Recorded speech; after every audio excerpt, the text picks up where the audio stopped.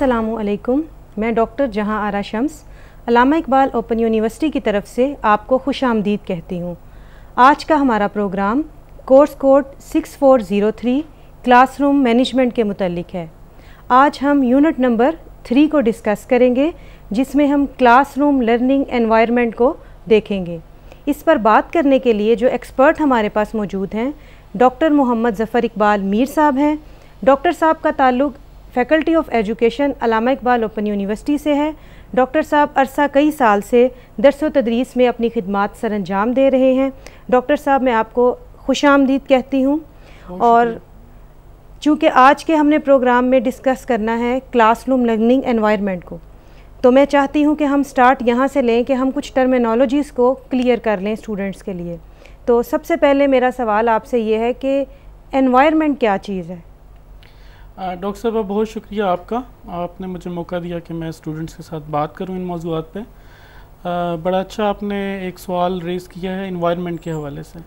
तो इन्वायरमेंट जो है वो आपके सराउंडिंग्स में जितनी भी चीज़ें होती हैं, लिविंग और नॉन लिविंग, वो आपकी इन्वायरमेंट होती हैं। और ये एक ब्रॉडर टर्म है जिसके अंदर कई जो आस्पेक्ट्स हैं वो कवर होते हैं। मिसाल के तौर पर जहाँ पे हम बैठे हैं, अब यहाँ पे जितने भी लिविंग ऑब्जेक्ट्स हैं और नॉन लिविंग ऑब्जेक्ट्स हैं जो हमारी सराउंडिंग में मौजूद हैं, ठीक है, ये सारी मिल के एक इन्वायरमेंट बनाते हैं। ठीक है जी डॉक्टर साहब। तो अगर हम ये कहें कि क्लाइमेट भी एनवायरनमेंट है, एटमॉस्फेयर भी एनवायरनमेंट है, तो इस पे आप क्या कहेंगे, या फिर ये कि इनमें कोई फ़र्क भी है?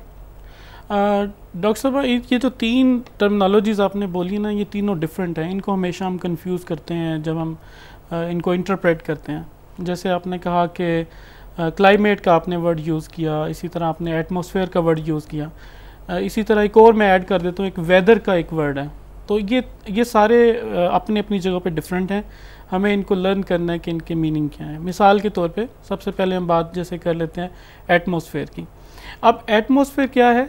वो पर्टिकुलर किसी भी रीजन के अंदर, दुनिया के किसी भी रीजन के अंदर, स्पेसिफिक रीजन के अंदर जो टेम्परेचर होता है, एवरेज टेम्परेचर या एवरेज वेदर जो होता है, ठीक है, या आप यूँ कह लें कि किसी एक ख़ास जगह पे जो वेदर की कंडीशंस होती हैं वो उसका क्लाइमेट कहलाता है। ठीक है। जैसे हम अज्यूम करते हैं कि जो पर्टिकुलर एरिया है, नॉर्दर्न एरियाज़ हैं, वो हमेशा सर्द रहते हैं, या वहाँ पे एवरेज टेम्परेचर जो है वो माइनस में होता है या कोल्ड टेम्परेचर होता है, तो हम उसका क्लाइमेट कह देते हैं कि जी कोल्ड क्लाइमेट है नॉर्दर्न एरियाज़ में। इसी तरह हम अगर पंजाब में आते हैं, मैदानी इलाकों में आते हैं, तो हम कहते हैं कि यहाँ पे मुख्तलिफ़ इलाके सिबी है, जैसे वहाँ पे गर्म है टेम्परेचर या हॉट है या एवरेज जो है ना वो ज़्यादा है, तो उसका क्लाइमेट जो है वो गर्म है। ठीक है। तो क्लाइमेट बेसिकली किसी भी रीजन में कोई ख़ास पर्टिकुलर एवरेज टेम्परेचर या वेदर कंडीशंस हैं जो लंबे अरसे तक चलती रहती हैं, उसी तरह रहती हैं, मोर और लेस। यानी आबो हवा आप कह सकते हैं। ठीक है। दूसरा जो है वो एटमॉस्फेयर है। एटमॉस्फेयर बेसिकली एयर से रिलेटेड है कि किस टाइप की एयर है किसी ख़ास रीजन में, इलाके में, और उसके कंपोनेंट्स कौन कौन से हैं। ठीक है। बाज़ जगहों पे एयर ज़्यादा हम कहते हैं पोल्यूटेड है और उसमें कार्बन के ज़्यादा कंपोनेंट्स हैं। बाज़ जगहों पे एयर जो है वो डिफरेंट है, उसके कंपोनेंट्स में और चीज़ें शामिल हैं। तो एटमॉस्फेयर जो है ना वो रिलेटेड टू एयर और उसके कंपोनेंट्स हैं। जब हम ये कहते हैं कि एयर कैसी है और उसके कंपोनेंट्स कौन कौन से उसमें शामिल हैं, तो एटमॉस्फेयर की हम बात कर रहे होते हैं। और वेदर जो होता है, मौसम जिसको हम कहते हैं, वो एक शॉर्ट पीरियड ऑफ टाइम के लिए एक मौसम होता है। जैसे आज बारिश हुई है या आज गर्म दिन है, तो वो एक ख़ास पीरियड के लिए नहीं होता, बल्कि वो बड़े शॉर्ट टाइम के लिए कोई जो है ना वो वेदर की जो अपडेट्स होती हैं। तो लेकिन ये जो बड़ा पर्सपेक्टिव है या जो बड़ी अम्ब्रेला है वो इन्वायरमेंट की है। ठीक है। इन्वायरमेंट के अंदर वेदर भी आना है, इन्वायरमेंट के अंदर क्लाइमेट भी आना है, और इन्वायरमेंट के अंदर जो है वो एटमॉस्फेयर भी आना है। हम अगर इसकी हायरार्की बनाए ना, तो जो बड़ा बॉक्स है वो इन्वायरमेंट का है, उसके अंदर क्लाइमेट है और उसके अंदर जो है वो एटमॉस्फेयर है। तो एटमॉस्फेयर जो है वो कॉज करती है या इफेक्ट करती है क्लाइमेट को, और क्लाइमेट इफेक्ट करता है आपकी इन्वायरमेंट को। इन्वायरमेंट आपकी ज़ाहिर सराउंडिंग्स हैं जहाँ पे आप मौजूद हैं। ठीक है। तो इसका मतलब है कि क्लासरूम लर्निंग को अगर हम एनवायरनमेंट के साथ जोड़ते हैं कि क्लासरूम लर्निंग एनवायरनमेंट, तो ये भी इट सेल्फ एक्सप्लेन करने वाली एक बात बनती है स्टूडेंट्स को कि इसमें क्या क्या चीज़ें शामिल हो जाती हैं, कि क्लासरूम लर्निंग एनवायरनमेंट क्या चीज़ है। डॉक्टर साहब, जो क्लासरूम लर्निंग एनवायरनमेंट है ना, बेसिकली जैसे मैंने बताया कि आपकी सराउंडिंग जो है वो एनवायरनमेंट है, उसमें लिविंग ऑब्जेक्ट्स भी हैं और उसमें नॉन लिविंग ऑब्जेक्ट्स भी हैं। जब आप क्लासरूम लर्निंग एनवायरनमेंट की बात करते हैं तो फिर इसका मतलब है कि वो ऑब्जेक्ट्स लिविंग या नॉन लिविंग जो क्लासरूम के अंदर मौजूद हैं, ठीक है, वो आपकी क्लासरूम एनवायरनमेंट बनती है। अब लर्निंग एनवायरनमेंट क्या होगी? लर्निंग के बारे में मैं आपको ये बताऊं कि लर्निंग चूँकि relative permanent change in the behaviour of student है, तो आपने जब स्टूडेंट्स के बिहेवियर को बदलना है तो उसके लिए जो क्लासरूम के अंदर फिजिकल और नॉन फिजिकल और लिविंग और नॉन लिविंग चीज़ें आप करेंगे तो वो आपकी क्लासरूम लर्निंग एनवायरनमेंट बनेगी, ठीक है। अब उसमें जब हम क्लासरूम की बात करते हैं तो फिर अल्टीमेटली हम चाह ये रहे होते हैं कि हमारे एजुकेशनल ऑब्जेक्टिव्स अचीव हों, ठीक है। तो उसके लिए हम ज़ाहिर है क्लासरूम का स्ट्रक्चर बदलेंगे, फर्नीचर वगैरह की अरेंजमेंट करेंगे, हम स्टूडेंट्स के लिए प्रॉपर अरेंजमेंट करेंगे, एटमॉस्फेयर भी बेहतर करेंगे। जैसे हम कंड्यूसिव लर्निंग एनवायरनमेंट की बात करते हैं तो हम अगर गर्मियां हैं तो एसी वहाँ पे मौजूद हो क्लासरूम के अंदर, अगर वहाँ पे जो है ना वो सर्दियाँ हैं तो कोई हीटिंग सिस्टम मौजूद हो, वो आपका बेसिकली एक ना एटमॉस्फेयर जो है वो बेहतर होगा, तो क्लासरूम ज़ाहिर लर्निंग वो इफेक्टिव हो जाएगी। तो डॉक्टर साहब, क्या क्लासरूम लर्निंग एनवायरनमेंट जो है वो हर जगह पे एक जैसा ही होता है या इसके भी फर्दर कुछ टाइप्स हैं? बिल्कुल, क्लासरूम लर्निंग जो एनवायरनमेंट है वो ज़ाहिर क्लास टू क्लास वेरी करता है, ठीक है। जनरली जब हम इसको डिस्कस करते हैं तो हम ये कहते हैं कि ये एक्टिव लर्निंग इन्वायरमेंट है या पैसिव लर्निंग इन्वायरमेंट है, ठीक है। यानी क्लासरूम के अंदर अगर आप मौजूद हैं एज ए टीचर तो वहाँ पे आपने खुद से क्रिएट करना है लर्निंग इन्वायरमेंट, इधर वो पैसिव होगा इधर वो एक्टिव होगा। अब पैसिव लर्निंग इन्वायरमेंट में जनरली जो है वो टीचर लेक्चर देता है, टीचर ज़्यादा बोलता है, टॉकटिव होता है, स्टूडेंट लिसन करते हैं या सिर्फ नोट डाउन करते हैं और टीचर ही वाइट बोर्ड को यूज़ करता है और बोलता है और डिलीवर करता है, ठीक है। स्टूडेंट्स जो हैं वो सिर्फ पैसिव एंड पे या तो सुन रहे होते हैं या फिर नोट कर रहे होते हैं, लिख रहे होते हैं, वो एक्टिवली इन्वॉल्व नहीं होते एक्टिविटीज़ में, उनको इन्वॉल्व किया ही नहीं जाता, ठीक है। और उनसे क्वेश्चनिंग नहीं की जाती। और जबकि दूसरी फॉर्म में जब आप एक्टिव लर्निंग इन्वायरमेंट पैदा करना चाहते हैं एज ए टीचर तो फिर आपको ऐसी एक्टिविटीज़ डिज़ाइन करनी होती हैं जिसमें स्टूडेंट्स की इन्वॉल्वमेंट होती है, आप डिस्कशंस करवाते हैं, आप प्रोजेक्ट जो है ना वो मैनेजमेंट सिखाते हैं, आप उनसे सवालात करते हैं अपने टॉपिक से रिलेटेड। तो स्टूडेंट्स की जितनी ज़्यादा आप इन्वॉल्वमेंट करेंगे उस टीचिंग लर्निंग प्रोसेस में तो हम कहेंगे कि ये एक्टिव लर्निंग इन्वायरमेंट क्लासरूम में मौजूद होगी। तो बेसिकली हम इसको दो तरह ही कैटेगराइज करते हैं, जनरली एक्टिव और पैसिव लर्निंग। डॉक्टर साहब, आपका इतना एक्सपीरियंस है टीचिंग लर्निंग का, आपके ख्याल में आप किस लर्निंग एनवायरनमेंट को प्रेफर करेंगे कि ये ज़्यादा बेटर है? ऑफ कोर्स डॉक्टर साहब, जो आजकल एक जिस चीज़ पे ज़्यादा हम जोर भी देते हैं वो student centred approach of teaching है। और जब हम स्टूडेंट सेंटर की बात करते हैं तो स्टूडेंट एट सेंटर होता है ना, उसकी नीड्स, उसकी वांट्स, उसके इंटरेस्ट को हमने देखना होता है एज ए टीचर, और टीचर एज ए फैसिलिटेटर एक अपना रोल प्ले करता है और उसको फैसिलिटेट करता है लर्निंग में। तो उसके लिए सबसे अच्छा यही है कि आप एक्टिव लर्निंग इन्वायरमेंट जो है ना वो पैदा करें क्लासरूम के अंदर, और कोशिश करें कि अपने जो लेसन्स हैं उनको प्रिपेयर करके लाएं, एक्टिविटीज़ अपनी प्लान करके लाएं, अकॉर्डिंगली स्टूडेंट्स जो है ना वो उसमें इन्वॉल्व हों और अपने वो माइंड को और थिंकिंग प्रोसेस को इस्तेमाल करें और क्रिएट करें नॉलेज को रादर दैन कि मेमोराइज़ करें। तो अगर हमारे स्टूडेंट्स ये जानना चाहें, हम अपने स्टूडेंट्स को ये बताना चाहें कि हमने कैसे क्रिएट करना है, तो उसके लिए ये स्ट्रेटजीज़ हैं जो आप कह रहे हैं या कुछ और भी स्ट्रेटजीज़ हैं? बिल्कुल, अगर आपने एज ए टीचर स्पेशली, चूँकि ये प्रोस्पेक्टिव टीचर्स को मैं बताना चाहूँगा कि कुछ ऐसी चीज़ें हैं जो आप करेंगे तो आप एक एक्टिव लर्निंग इन्वायरमेंट जो है वो क्लासरूम के अंदर पैदा कर सकते हैं। मिसाल के तौर पर जैसे मैंने अभी कहा कि इन्वायरमेंट आपकी लिविंग और नॉन लिविंग ऑब्जेक्ट्स हैं जो आपके क्लासरूम के अंदर मौजूद हैं। अब लिविंग में आपके स्टूडेंट्स हैं और नॉन लिविंग में वो स्ट्रक्चर है, वो चेयर्स भी हो सकती हैं, वो टेबल्स हो सकते हैं, वो डिफरेंट AV एड्स हो सकती हैं। अब इन सब को हमने इस तरह लेके चलना है कि हमारे लर्निंग ऑब्जेक्टिव अचीव हों।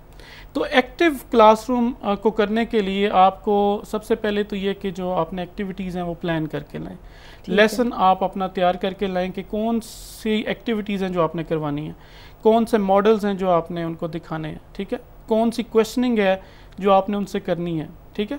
और फिर इसके बाद ज़ाहिर है आपकी सीटिंग अरेंजमेंट है, आप बाज़ दफ़ा ग्रुपिंग में पढ़ाते हैं, स्मॉल ग्रुप्स को आप लेके चलते हैं, उनको छोटे छोटे टास्क देते हैं और वो ग्रुप्स में वो टास्क कंप्लीट करते हैं। तो अल्टीमेटली उसके लिए आपको सीटिंग अरेंजमेंट उस तरह की करनी पड़ेगी कि ग्रुप्स की सूरत में वो बैठ सकें, ठीक है। इसी तरह जो आपके AV एड्स हैं, जो आपकी टेक्नोलॉजी है आपके पास, मल्टीमीडिया है, उसका भी आपने इस्तेमाल करना है और उसमें भी जो पर्टिकुलरली आपके टॉपिक से रिलेटेड इंटरेस्ट की चीज़ें हैं, वीडियोस हैं, कुछ पिक्चर्स हैं जो आप बोर्ड पे नहीं बना सकते, तो आप उसको 3D पिक्चर्स मल्टीमीडिया पे दिखा देते हैं। तो आपने स्टूडेंट्स के इंटरेस्ट को देखते हुए उनको इन्वॉल्व करना है अपनी सब्जेक्ट के साथ ना, ठीक है। आप इफेक्टिव क्वेश्चनिंग करें, उनसे उनको इन्वॉल्व करें।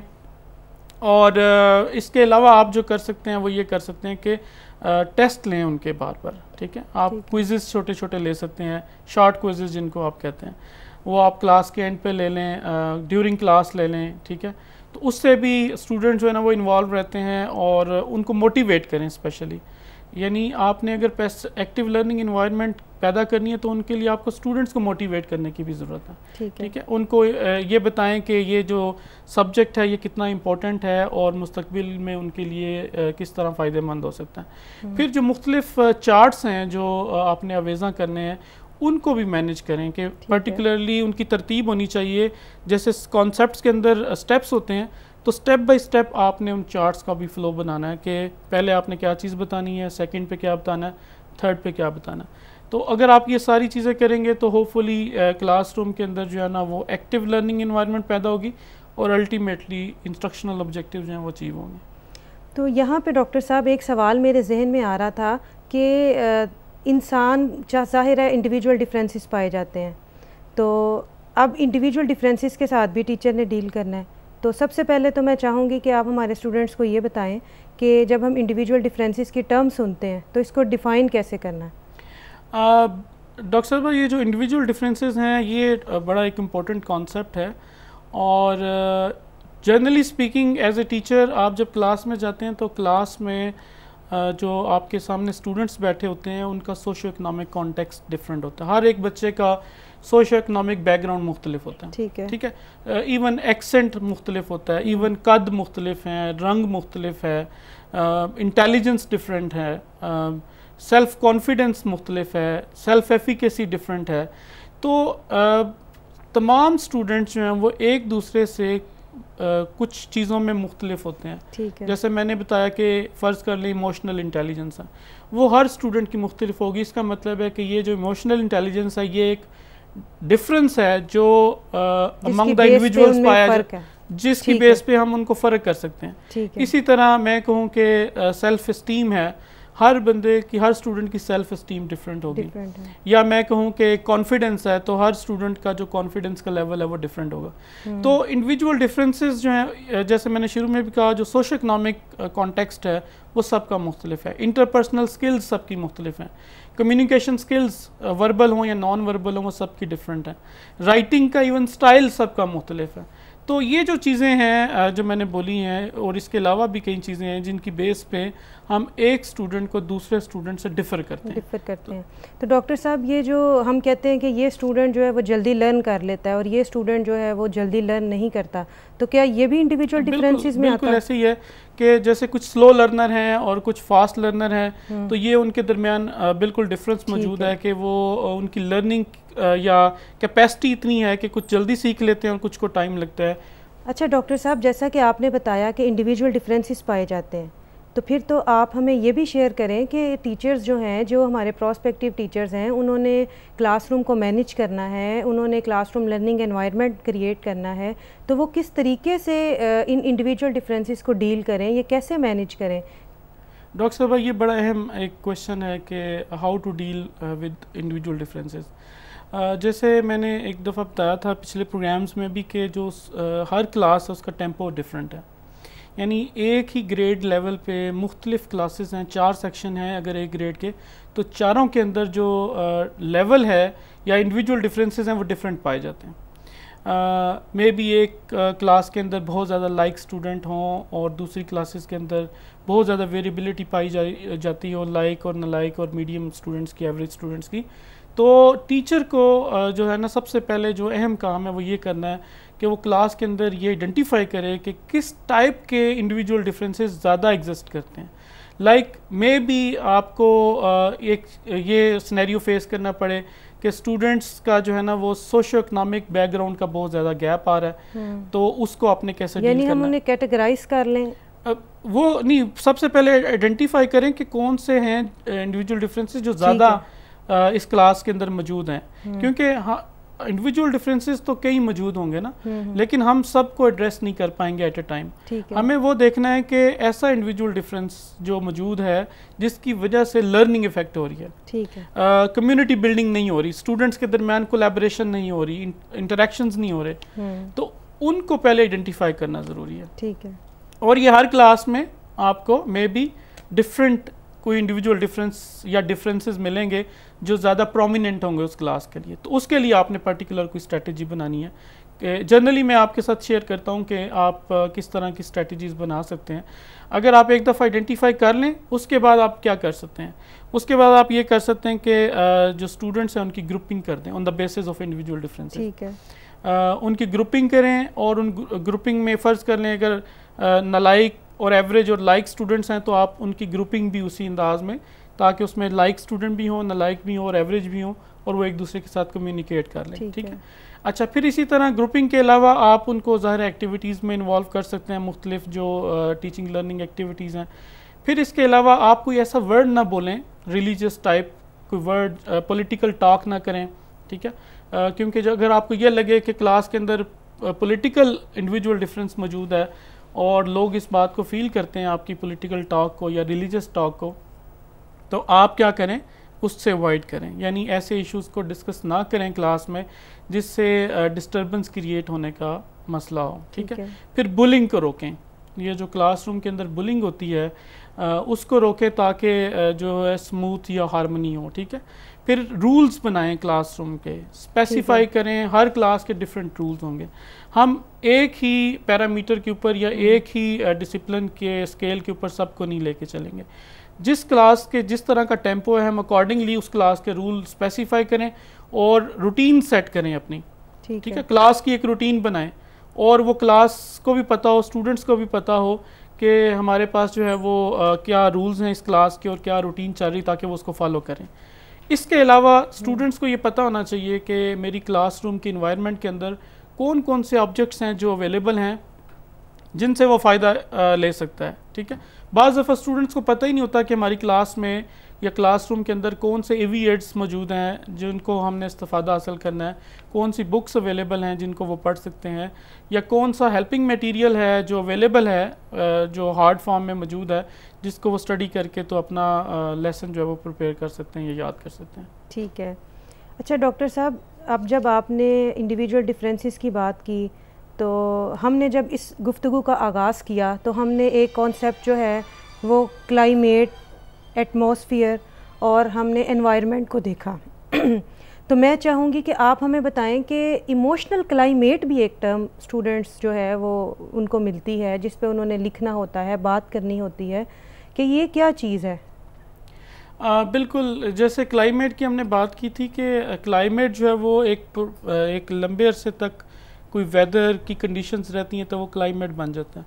इमोशनल क्लाइमेट का थोड़ा सा इसको इस तरह रिलेट कर सकते हैं आप कि एक किसी ख़ास कंट्री में, किसी ख़ास प्रोविंस में, किसी ख़ास सिटी में या किसी ख़ास क्लासरूम के अंदर एक ख़ास किस्म का इमोशनल क्लाइमेट मौजूद होता है जो लंबे अरसे तक चल रहा होता है। मिसाल के तौर पर उनमें आपको फ़ियर ऑफ अननोन अगर मिलता है ज़्यादातर क्लासरूम के अंदर तो हम कहते हैं कि क्लासरूम का इन्वायरमेंट ये है कि यहाँ पे फ़ियर ऑफ अननोन पाया जाता है। ठीक है, या फ़र्ज़ कर लें अगर क्लासरूम के अंदर ओपननेस पाई जाती है तो आप फील करते हैं कि इनका जो इमोशनल क्लाइमेट है वो ये है इस क्लास का कि ये लंबे अरसे तक ओपननेस इनमें पाई जाती है इन स्टूडेंट्स के अंदर, तो क्लासरूम का क्लाइमेट क्या हुआ, ओपननेस हो गया। या जो मुख्तलिफ स्टूडेंट्स हैं फ़र्ज़ कर लें वो एग्रेसिव हैं ज़्यादा, ठीक है, तो हम कहते हैं कि इस क्लासरूम का जो क्लाइमेट है वो एग्रेसिव ज़्यादा है, क्योंकि एक लंबे अरसे तक या लॉन्गर पीरियड ऑफ टाइम वो सेम बिहेवियर ऑन एवरेज जो है वो शो कर रहे हैं स्टूडेंट्स। तो इस बेस पे हम क्लासरूम का इमोशनल जो क्लाइमेट है वो डिफ़ाइन कर सकते हैं। तो इसको क्रिएट भी किया जा सकता है, जैसा कि पॉजिटिव इसके कुछ एस्पेक्ट्स हो सकते हैं, कुछ नेगेटिव एस्पेक्ट्स हो सकते हैं, ये क्यों इम्पोर्टेंट है और इसको अगर हम क्रिएट करें पॉजिटिवली तो वो हम कैसे करें? देखें, बिल्कुल ये बड़ा अहम है कि इमोशनल क्लाइमेट को, जो कि एक लंबे अरसे तक इमोशंस पाए जाते हैं किसी भी ग्रुप के, और उनको क्लासरूम के अंदर आइडेंटिफाई करके और उनको क्रिएट करना पॉजिटिव वे में, ये बड़ा ज़रूरी है, ठीक है। तो उसके लिए हम कुछ स्टेप्स कर सकते हैं। जैसे पहले तो आप आइडेंटिफाई करें अगेन के क्लासरूम के अंदर इमोशनल जो क्लाइमेट है वो क्या है, क्या ये ओपननेस रखते हैं स्टूडेंट्स, या ये फियर ऑफ अननोन है इनको, या ये एग्रेसिव हैं, किस टाइप का जो क्लासरूम के अंदर क्लाइमेट एग्जिस्ट करता है, पहले तो आइडेंटिफाई करें, ठीक है। फिर आप अपनी क्लासरूम को रीस्ट्रक्चर करें अकॉर्डिंग टू दैट क्लाइमेट, ठीक है। अब रीस्ट्रक्चर करने का क्या मतलब होगा कि आप अपने एविएट्स को, अपने जो आपके पास इवन सिटिंग अरेंजमेंट है, इवन जो बुक्स हैं, इवन जो आपके पास मल्टीमीडिया के अंदर मटेरियल्स हैं, उनको आप रीअरेंज करें, दोबारा से मैनेज करें according to the classroom climate, ठीक है। जो क्लाइमेट एग्जिस्ट करता है अकॉर्डिंगली आपको स्ट्रेटजीज बनानी है, ठीक है। अगर स्टूडेंट्स को फियर ऑफ अननोन है तो उसको आपने ख़त्म करना है, ठीक है। ऐसे जुमले ना कहें, ऐसे लफ्ज़ ना बोलें जिससे स्टूडेंट्स की डिसरिस्पेक्ट हो, या उनको आप ऐसे बाज़ दफ़ा हम डबल मीनिंग सेंटेंसेस बोलते हैं, डबल मीनिंग वर्ड्स बोलते हैं एज ए टीचर, तो वो ना बोलें, ठीक है। और पनिशमेंट ना करें, ठीक है, क्योंकि हमने इमोशनल क्लाइमेट को अगर क्रिएट करना है पॉजिटिवली तो हमें पनिशमेंट से अवॉइड करनी पड़ेगी। पनिशमेंट से स्टूडेंट्स जो है ना स्प्रेस होते हैं, और एक लंबे अरसे तक आप उनको साइकोलॉजिकली सप्रेस कर देते हैं, तो वो फियर ऑफ अननोन उनमें और बढ़ जाता है, ठीक है। तो आपको पनिशमेंट नहीं करनी, डबल मीनिंग वर्ड्स नहीं बोलने, उनको फैसिलिटेशन दें, ठीक है, उनको मौका दें, उनसे क्वेश्चन करें, ठीक है। और ऐसे स्टूडेंट्स जिनको आप लगता है आपको कि ये ज़्यादा स्प्रेस्ड हैं, उनसे आप क्वेश्चनिंग करें। फ्रेंडली बिहेवियर जो है ना, वो फ्रेंडली इन्वायरमेंट आप क्लासरूम के अंदर वो क्रिएट करें, और उनकी बात सुनें, ठीक है। जो उनके मसाइल हैं, जो उनके इंटरेस्ट हैं, जो उनकी वांट्स हैं, उनको ज़रूर सुनें और अकॉर्डिंगली चीज़ें मैनेज करें, ठीक है। अगर आप उनके इंटरेस्ट के मुताबिक चीज़ें करेंगे प्लान, तो वो चीज़ें बेहतर हो जाएंगी, उनके इमोशंस बेहतर हो जाएंगे। बहुत शुक्रिया डॉक्टर साहब आपका। जैसा कि आज हमने क्लासरूम लर्निंग एनवायरनमेंट को डिस्कस किया, क्लासरूम लर्निंग एनवायरनमेंट को डिस्कस करते हुए सबसे पहले हमने डिफरेंट टर्मिनोलॉजीज़ को देखा, हमने डिफरेंशिएट किया क्लाइमेट में, एटमॉस्फेयर में, एनवायरनमेंट में। हमने ये देखा कि क्लासरूम लर्निंग एनवायरनमेंट किसको कहते हैं। इसके बाद हमने उसकी टाइप्स को देखा, और फिर हमने स्ट्रेटजीज़ को देखा कि क्लासरूम लर्निंग एनवायरनमेंट जो है वो कैसे क्रिएट करना है। डॉक्टर साहब ने हमें इंडिविजुअल डिफरेंसेस का बताया, डॉक्टर साहब ने हमें बताया कि क्लासरूम में इंडिविजुअल डिफरेंसेस के साथ जब स्टूडेंट्स आते हैं तो आपने उन्हें कैसे मैनेज करना है ताकि एक पॉजिटिव क्लासरूम लर्निंग एनवायरनमेंट पैदा हो सके। फिर इमोशनल क्लाइमेट की बात हमने की, और फिर हमने उन टिप्स को देखा, उन चीज़ों को देखा जिससे हम positive learning climate, emotional climate को क्रिएट कर सकते हैं। डॉक्टर साहब, मैं इसके साथ ही आपका बड़ा शुक्रिया अदा करना चाहूँगी कि आपने हमारे स्टूडेंट्स को बड़ी इम्पॉर्टेंट इन्फॉर्मेशन दी, क्योंकि कहने में तो ये बड़ा आसान लगता है, ये छोटे छोटे अल्फाज हैं कि स्टूडेंट्स को मौका दें, स्टूडेंट्स को मोटिवेट करें, लेकिन जब एक्चुअली स्टूडेंट्स को प्रॉब्लम्स फेस आती हैं, जब हमारे प्रोस्पेक्टिव टीचर्स फील्ड में जाते हैं, तो ये टीचर को आपकी ये बताई हुई बातें, ये टीचर्स की कही हुई बातें, ये उस वक़्त उनको बहुत काम आती हैं, क्योंकि वो आपसे एक लर्निंग करके आए हुए होते हैं। तो ये बड़ी इफ़ेक्टिव बातें थी। और एंड पे इस प्रोग्राम का अख्ताम जो है वो मैं हुज़ूर पाक सल्लल्लाहु अलैहि वसल्लम के इस फरमान के साथ करना चाहूँगी कि जो शख्स इल्म सीखता है और वो दूसरों को नहीं सिखाता, उसकी मिसाल ऐसे है जैसे कोई शख्स ख़जाना जमा करता है और वो उसमें से बांटता नहीं, देता नहीं, शेयर नहीं करता। तो अल्लाह ताला से ये दुआ है कि अल्लाह ताला हमें तौफ़ीक दे कि हम इल्म हासिल करें और हम दूसरों को इल्म सिखाएं। आपका बहुत बहुत शुक्रिया। अल्लाह हाफ़िज़।